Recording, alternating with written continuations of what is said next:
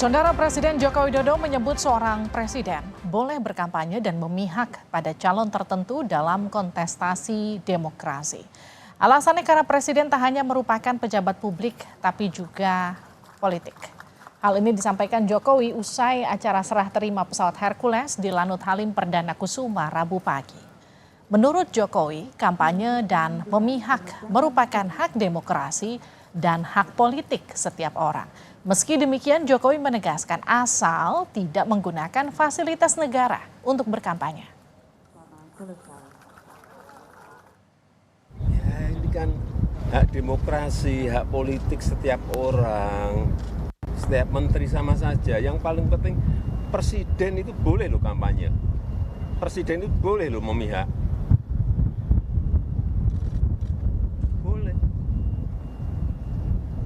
Tapi yang paling penting waktu kampanye tidak boleh menggunakan fasilitas negara. Boleh, Pak. Kita ini kan pejabat publik sekaligus pejabat politik. Masa gini nggak boleh berpolitik, nggak boleh. Menteri juga boleh.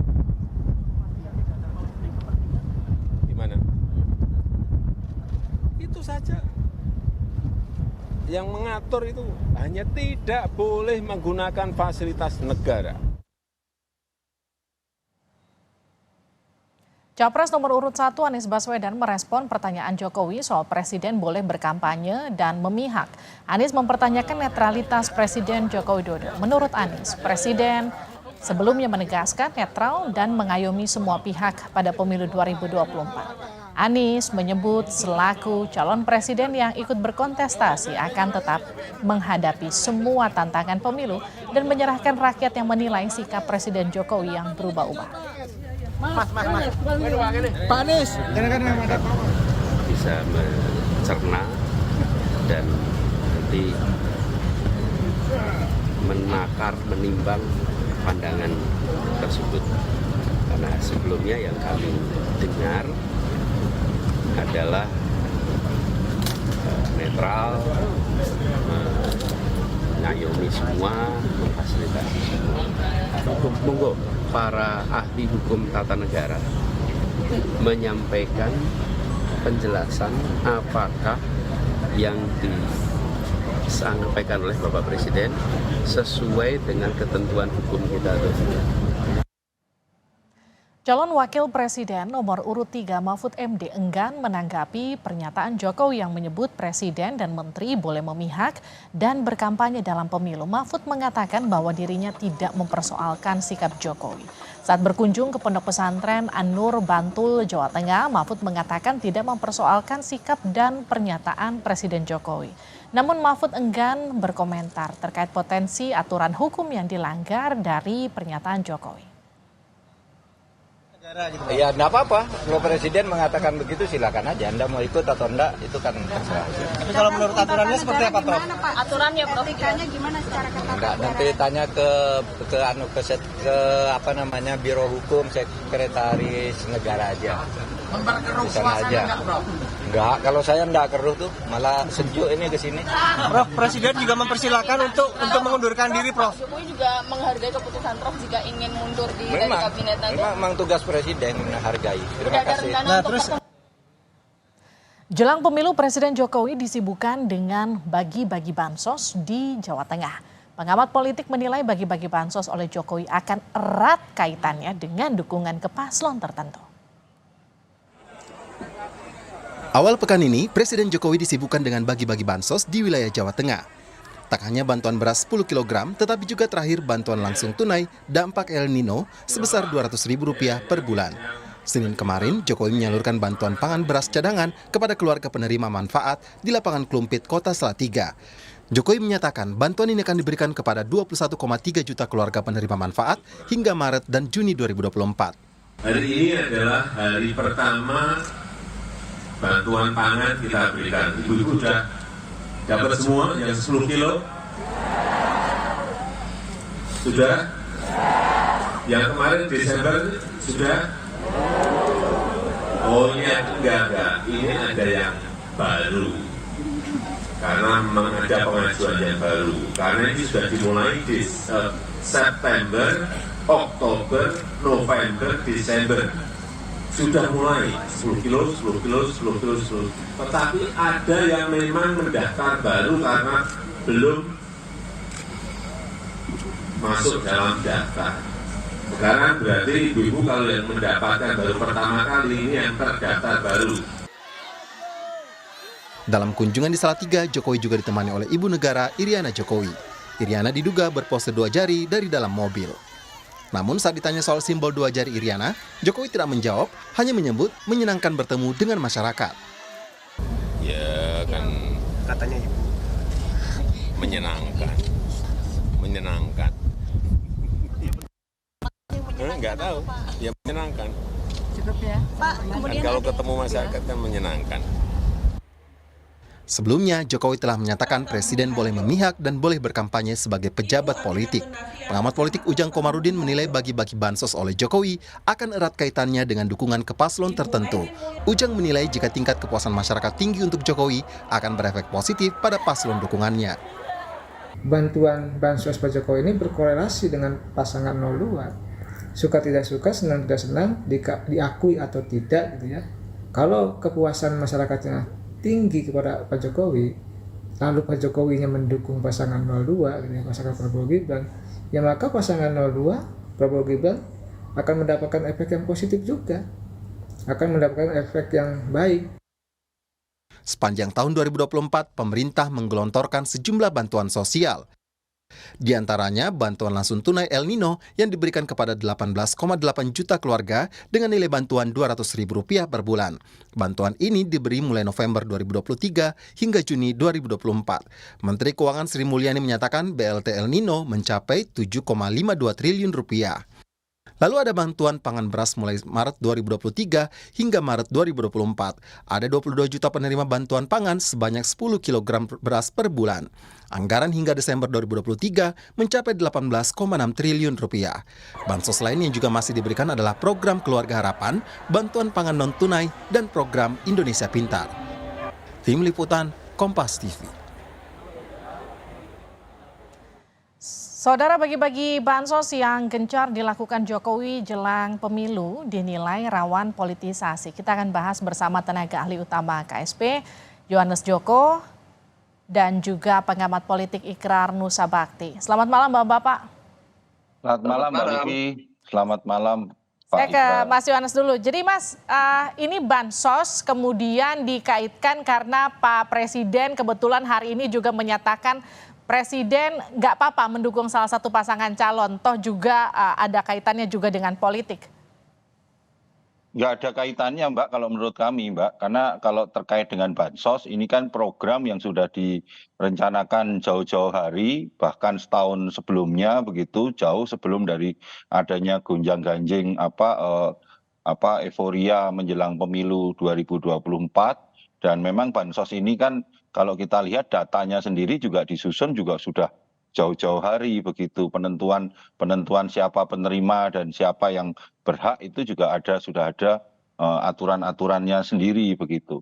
Bansos ini kan sebenarnya salah satunya yang ingin diberikan kepada masyarakat itu karena memang hari ini masyarakat itu kan mendapatkan tekanan gitu Mbak, masyarakat terutama menengah bawah karena fenomena kenaikan harga, karena situasi geopolitik dan juga karena memang dampak dari El Nino yang kemarin terjadi gitu, karena maka kenaikan harga pangan tinggi. Jadi kalau disambung-sambungkan ya itu kan bisa-bisanya framing media atau framing bahwa teman-teman lah begitu atau teman-teman yang melihat sesuai kepentingannya masing-masing. Tetapi gini Mbak, yang ingin kami tegaskan, kalau kami di kantor staf presiden itu secara jelas dan tegas Bapak Kepala Staf Presiden itu meminta kami untuk melakukan pengawalan dan pengawasan secara clear terhadap berbagai program-program itu agar program itu bisa betul-betul diterima dan dirasakan oleh masyarakat yang berhak. Baik.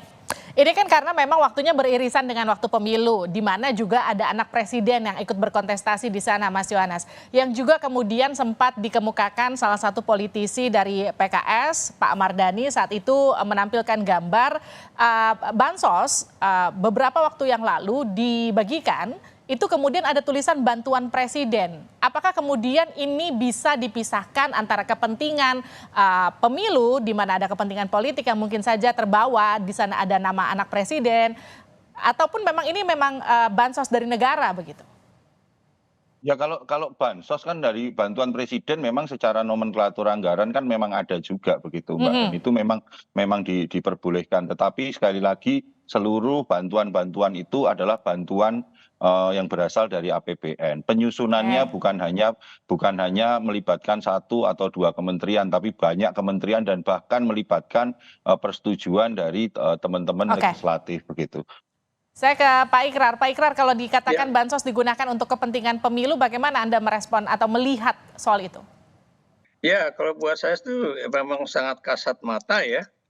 Tentunya Bung Joko sebagai orang KSP akan memberikan suatu penerangan yang berbeda kepada masyarakat dibandingkan kalau kami dari segi pengamat politik ya. Karena Anda lihat ya, misalnya mengapa bansos itu kemudian diperpanjang sampai Juni 2024 ini, karena kita tahu bukan mustahil pemilu presiden khususnya ya itu tentunya belum tentu 1 putaran, dan kalau 2 putaran itu kan berarti Juni juga masih ada persiapan pemilu putaran kedua gitu kan.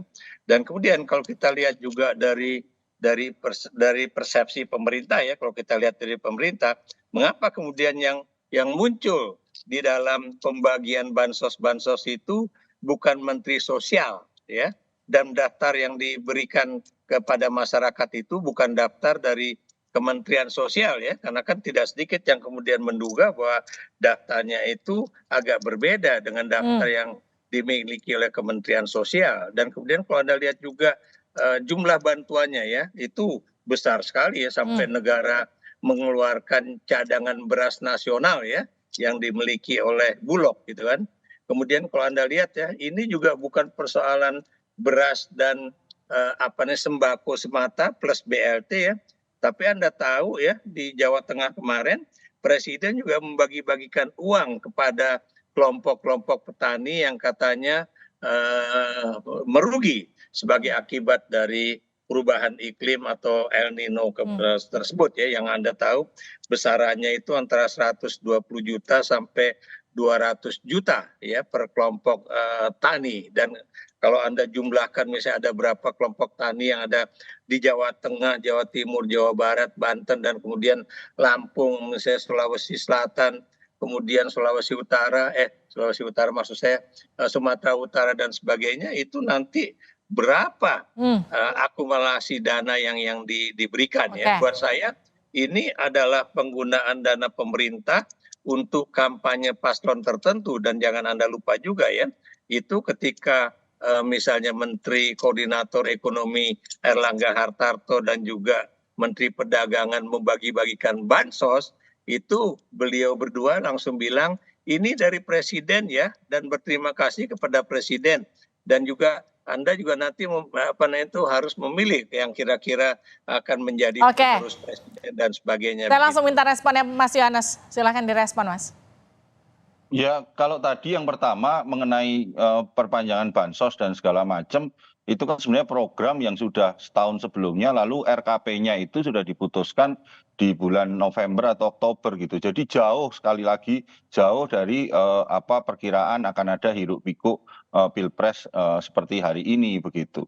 Kalau yang terkait disampaikan mengenai Pak Airlangga bahwa ini harus mengucapkan terima kasih kepada Presiden, ya menurut kami wajar gitu. Yang namanya pembantu Presiden itu ikut mendiseminasi, ikut menginformasikan kepada masyarakat bahwa program bansos ini kan juga programnya kebijakan Presiden. Kalau Presiden tidak mengambil kebijakan itu, maka barang ini juga tidak ada begitu. Bahwa ini bagian dari keberlanjutan ya. Siapapun yang akan melanjutkan pemerintahan ini harus dilihat bahwa ya ini harus dilanjutkan kalau memang ini baik begitu. Oke, Pak Ikrar, jadi gimana memisahkan bansos di katakanlah momen politik seperti ini yang memang sebetulnya ini bansos murni untuk masyarakat, nggak ada hubungannya dengan politik? Gimana misalnya? Iya, kalau tadi Bung Joko misalnya bahwa ini dipersiapkan jauh-jauh hari ya, 1 tahun 2 tahun itu bukan jauh hari ya, Bung Yohanes Joko ya, karena itu jangka pendek banget gitu kan. Dan kalau misalnya Presiden Jokowi udah mempersiapkan itu dari lama, ya memang dia tahu bahwa tahun 2024 ini adalah tahun politik, makanya jangan kaget kalau bantuan-bantuan sosial itu banyak banget dan juga ragamnya juga banyak banget dan melimpah. Anda bisa lihat aja ya kemarin di harian Kompas 2 hari yang lalu ya, itu kan ada foto bagaimana masyarakat itu menggendong beras 10 kilograman ya, dan kemudian juga sembako yang mereka tenteng gitu ya. Dan kalau saya lihat dari wajah-wajah mereka ya, itu sebetulnya saya lihat tidak semuanya wajah-wajah yang memang orang kesulitan untuk hidup keseharian mereka begitu. Dan Anda juga tahu ini yang kemudian bertentangan dengan pernyataan Presiden sendiri yang mengatakan bahwa Presiden itu boleh kampanye, Menteri boleh kampanye asal jangan menggunakan fasilitas negara. Nah, pertanyaan saya, kalau Presiden juga misalnya membagi-bagi bantuan sosial di Banten ya, seperti juga waktu itu saya pernah juga bicarakan dengan Bung Yohanes Joko ini, dengan latar belakang ada pasangan Prabowo Gibran, apakah itu kemudian tidak bisa diartikan sebagai kampanye politik ya? Dan di sini buat saya ya, ini lagi-lagi Presiden menggunakan anggaran negara, lagi-lagi anggaran negara ya, itu untuk kepentingan politik pasangan paslon nomor 2. Dan buat saya ini benar-benar melanggar hukum kalau kita lihat dari sisi itu ya, karena benar ya, ini buat saya memang bukan apa istilahnya itu, bukan kampanye biasa, karena ini memang kampanye yang benar besar-besaran yang dilakukan oleh menteri dan juga presiden ya, untuk mendongkrak suara paslon nomor 2 supaya bisa menang 1 putaran begitu. Mas Yohanes, silahkan dijawab terakhir. Yang mana ini, Mbak? Iya, barusan yang kemudian bagaimana memisahkan antara bansos ini yang kemudian rawan dipolitisasi dengan tadi penjelasan Prof. Ikrar bahwa ini kemudian dikait-kaitkan dengan kampanye untuk mendukung 02. Ya, kalau terkait hal itu kan sebenarnya sekarang ini kan mudah begitu, Mbak. Masyarakat kita juga sudah masyarakat yang cerdas dan kritis gitu. Kita sudah melaksanakan pilpres sudah sekian kali begitu, dan sekarang juga eranya era sosial media. Kalau memang ada pelanggaran atau kalau memang ada hal-hal yang memang bertentangan begitu, masyarakat kita ini akan dengan cepat kok, Mbak, mengambil respon. Mereka mempunyai caranya sendiri untuk melakukan counter terhadap hal-hal itu. Itulah yang kami percayai begitu, Mbak, bahwa apa yang dilakukan Bapak Presiden hari ini adalah satu upaya untuk mengurangi beban masyarakat di tengah situasi ketidakpastian global dan di tengah ketidakpastian iklim yang terjadi hari ini, sehingga beban masyarakat itu bisa berkurang begitu. Prof. Ikrar, terima kasih Pak Yohanes Joko juga sudah bergabung di Sapa Indonesia Malam. Sehat-sehat selalu. Terima kasih.